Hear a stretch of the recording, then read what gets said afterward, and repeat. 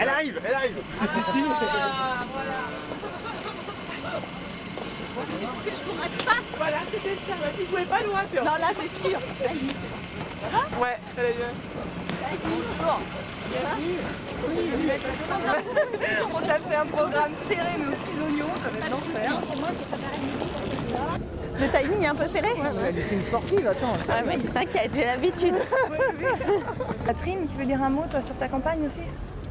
Oui, une campagne. Moi, je suis sur l'ouest de Nantes, donc on va aller après. C'est là où on passer va un petit tout à l'heure. moment, Voilà, ouais, nous, on va aller sur un quartier d'habitat social, à peu près 10 000 habitants, avec les problématiques sur l'emploi des jeunes, la formation, mais c'est un territoire où il y a des associations très actives, et notamment des associations de femmes, avec beaucoup de solidarité dedans.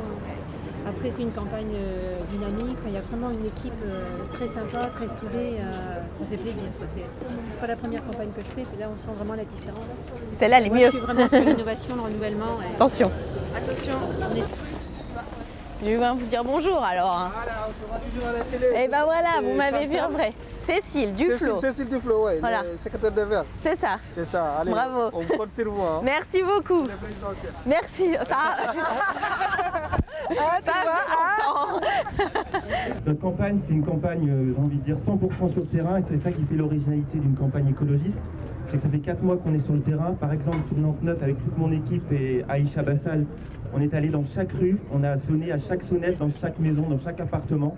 À partir de 10 000 personnes, je me suis arrêté de compter. Je voudrais insister sur le fait qu'on parle beaucoup de crise économique, crise sociale, crise environnementale. Nous, ce qu'on dit et ce qu'on martèle, c'est que l'écologie et la solidarité sont intimement liées. Les élus écologistes aujourd'hui à la ville, à l'agglomération, mais à la région le montrent et l'ont démontré avec l'ensemble des projets qu'ils ont pu porter. Et ce qu'on souhaite, c'est qu'on puisse le porter encore plus fort au niveau du département. L'enjeu de ces élections, on est d'accord, c'est la participation des citoyens, mais c'est aussi la pluralité de la représentation politique au sein de l'Assemblée départementale. Si on veut une gauche renouvelée et dynamique, la pluralité elle doit être en place à tous les échelons et bien sûr au Conseil général. Un point particulier, un exemple, quand on fait des réhabilitations énergétiques, on réduit la consommation des logements, on réduit les factures des occupants et donc on augmente le pouvoir d'achat des citoyens. Et c'est bien sur ces exemples concrets que les écologistes ont travaillé, puisque l'écologie politique, c'est pour améliorer le quotidien de chacun et de chacune. Je suis le seul élu du département, le seul élu écologiste sur 59.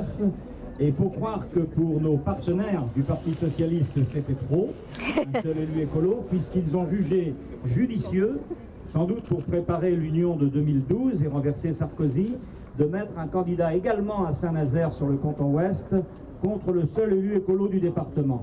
Mais nous assumerons, et nous assumons en présentant 30 candidats sur les 30 cantons, et j'ai bon espoir qu'un message très fort sera donné par les citoyens, celui qui confirmera les bons résultats des européennes, les bons résultats des régionales, où aux européennes, sur les 30 cantons renouvelables de la Loire-Atlantique, eh bien, sur 20 cantons, nous avons été classés dans les 2 premiers, c'est-à-dire qualifiables pour le 2e tour. Et au régional, sur 12 cantons sur 30, nous avons été qualifiés dans les 2 premiers, c'est-à-dire pour être présents au 2e tour. Eh bien, le 2e tour, nous allons l'assumer.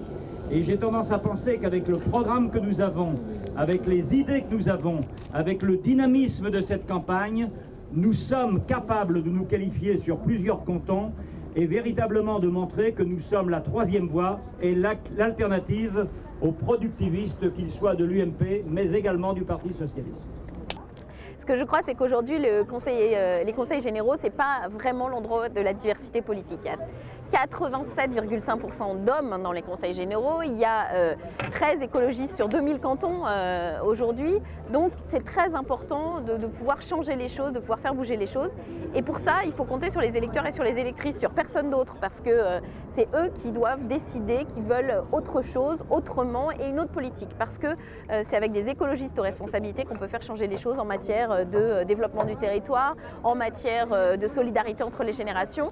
Et puis, ça doit aussi dépendre de notre crédibilité, de notre travail et de l'engagement de nos candidats et de nos candidates. Et sur ce plan-là, je suis plutôt confiante.